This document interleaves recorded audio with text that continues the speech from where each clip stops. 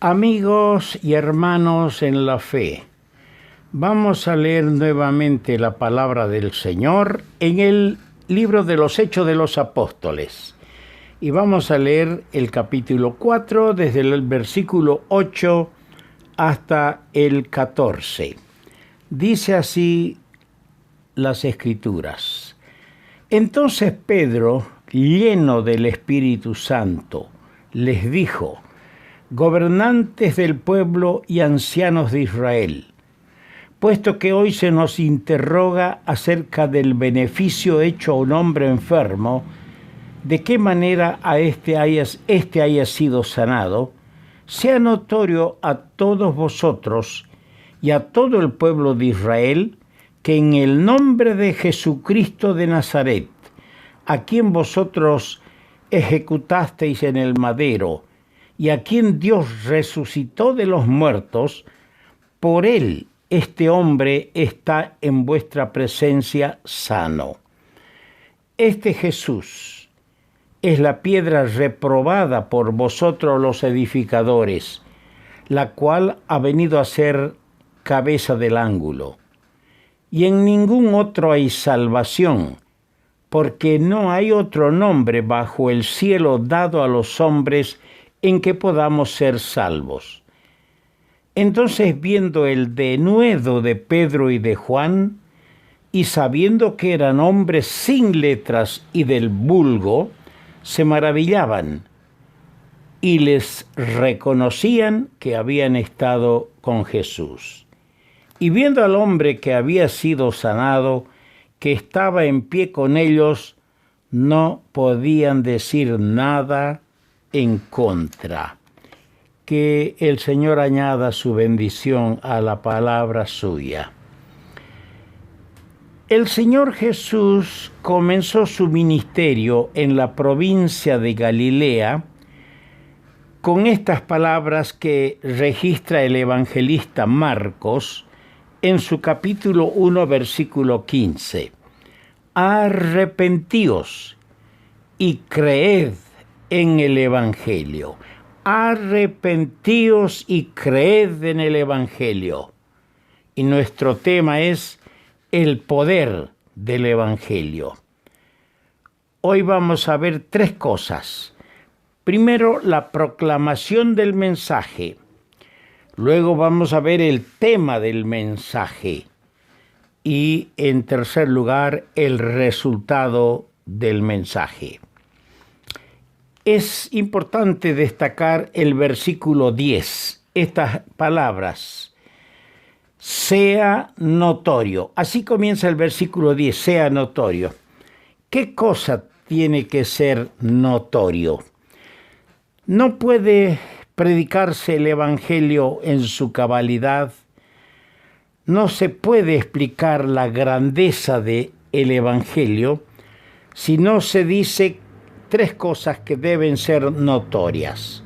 ¿Cuáles son esas cosas? Primero, el capítulo 13 de este mismo libro de los Hechos, el capítulo 13, el versículo 30, dice: mas Dios le levantó de los muertos. Tiene que haber un conocimiento de la resurrección. Esto es importante, conocer y saber que Cristo resucitó de los muertos. En un capítulo magistral lleno de apología, el apóstol Pablo dice en 1 Corintios 15, versículo 14, y si Cristo no resucitó, vana es entonces nuestra predicación, vana es también vuestra fe, y somos hallados falsos testigos de Dios, porque hemos testificado de Dios que Él resucitó a Cristo, al cual no resucitó si en verdad los muertos no resucitan. Porque si los muertos no resucitan, tampoco Cristo resucitó. Y si Cristo no resucitó, vuestra fe es vana. Aún estáis en vuestros pecados. Entonces también los que durmieron, los que han muerto en Cristo, creyendo en Cristo, perecieron. ¿Qué cosa? Y sigue las palabras llenas de defensa, de apología de la resurrección de Cristo. Esta es la proclamación del Evangelio. Sea notorio, versículo 10, sea notorio que se debe tener el conocimiento de la resurrección. Segundo, en el mismo capítulo 13 de los Hechos, el versículo 39, dice, y que todo aquello de que por la ley de Moisés no pudisteis ser justificados, en él, en Cristo, es justificado todo aquel que cree. Se tiene que comprender que la justificación es por la fe. El apóstol Pablo, escribiendo a los creyentes de Roma, les dice: justificados pues por la fe, tenéis paz para con Dios. Justificados por la fe. En la carta a los Hebreos, el escritor dice: sin fe es imposible agradar a Dios. Es importante conocer acerca de la justificación. Somos pecadores, somos culpables, y Cristo vino para vindicar la justicia de Dios, para pagar el precio de nuestro rescate y así lograr para nosotros eterna justificación, que seamos declarados justos delante de Dios. En este mismo Evangelio, en el libro de los Hechos de los Apóstoles, el capítulo 28, el versículo 28, leemos: sabed, pues, que a los gentiles es enviada esta salvación de Dios, y ellos oirán. Sabed que los gentiles oirán de esta salvación de Dios. Tres cosas, sea notorio, que se debe predicar para que la gente tenga conocimiento de la resurrección, el conocimiento de la justificación, y que la gente sepa de lo que la epístola a los Hebreos en el capítulo 2 le llama la grande salvación. El conocimiento de la salvación. Ahora, hablando del tema del mensaje, en este capítulo 4, los versos 10 y 12, tenemos el mensaje de Pedro. Y aquí notamos tres cosas importantes. Primero, que unido a la vergüenza, esto es lo que el apóstol Pedro dice en su mensaje, que unido a la vergüenza de ser colgado en el madero, porque dice: al que vosotros ejecutasteis en el madero. Era la muerte más cruel y la muerte más vergonzosa. Ejecutar a un hombre en el madero. Y él fue allí llevado, nuestro bendito Salvador. El tema del mensaje es Cristo, como dice Pablo, Cristo ejecutado, Cristo empalado, Cristo colgado en el madero. Ese es el bendito mensaje del Evangelio. A él, a la vergüenza de haber hecho eso con Cristo, nosotros nos gloriamos en este mensaje del Señor. En segundo lugar, no solo está el Señor unido a la vergüenza, también está unido a la gloria de la resurrección. Dios le resucitó de los muertos. Sí, nosotros no podemos decir como los budistas: aquí en esta tumba está descansando Buda. Aquí en esta tumba descansa Mahoma, nuestro profeta. No, nuestro Salvador vive, ha resucitado.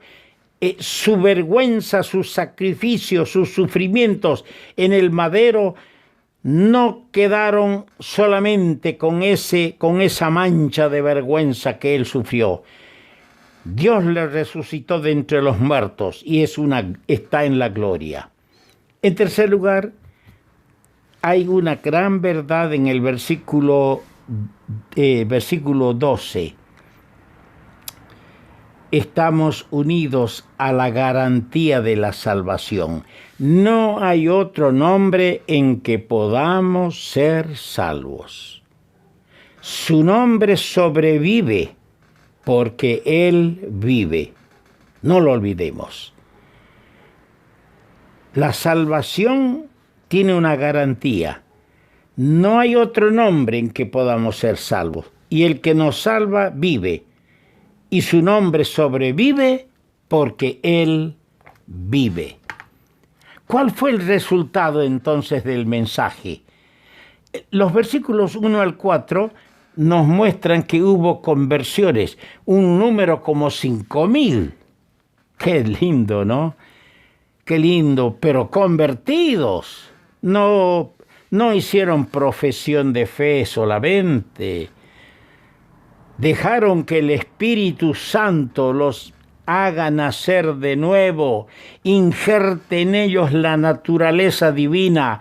Convertidos, nacieron de nuevo, obra del Espíritu Santo. No trabajo persuasivo como hoy se ve en algunos predicadores.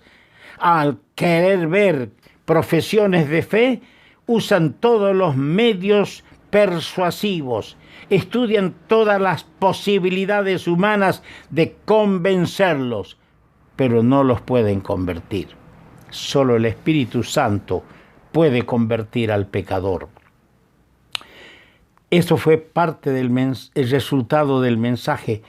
¿Y cuál fue el resultado ante el Sanedrín? Usted lee este capítulo 4 desde el versículo 13 hasta el 21. Confusión. Estaban confundidos. Dijeron, ¿qué haremos con estos hombres? Porque es cierto lo que ha pasado con el cojo. Es una gran verdad. El hombre tiene como 40 años y asegura, en fin, estaban completamente confundidos. Claro, los hombres que cierran sus ojos a la luz de Dios, los hombres que cierran sus corazones a la voz del Espíritu Santo, van a vivir siempre confundidos, siempre. Y vuelvo a este versículo 12. No hay otro nombre debajo del cielo en el que podamos ser salvos. El nombre de Jesús. Hay algunas cositas interesantes. Uno lee capítulo 9 de Isaías, el versículo 6, y allí tenemos el nombre profetizado. Dice, un niño nos es nacido, hijo nos es dado. Se llamará su nombre clarito en ese capítulo 9 de Isaías, y el versículo 6 leemos los nombres que se darán o que ostenta, nombres que ostenta el niño. Admirable, consejero, Dios fuerte, Padre eterno, príncipe de paz. ¡Qué nombres! Ahí tenemos el nombre profetizado. En el Evangelio de Lucas capítulo 1, versículo 31 y Mateo 1, 21, tenemos el nombre anunciado. ¿Cuál era el nombre? Jesús. ¿Qué quiere decir Jesús? Salvador. En el capítulo 10 de Marcos, por no citar otras porciones, capítulo 10 de Marcos, versículo 47, tenemos el nombre invocado. El ciego Bartimeo. Jesús, hijo de David, ten misericordia de mí. El nombre invocado para salvación. En Juan 19, 19 tenemos el nombre humillado. En el madero, Pilato ordenó que se escriba Jesús Nazareno, rey de los judíos. Causó discordia, causó reacción enojo de parte de los líderes religiosos, pero el nombre fue humillado. ¿Cómo? ¿Un rey ahí clavado, enmaderado? ¿Cómo fue humillado el nombre del Señor? Pero qué lindo leer en Filipenses capítulo 2, verso 9 adelante. Tenemos el nombre ensalzado. Dios le dio un nombre que es sobre todo nombre.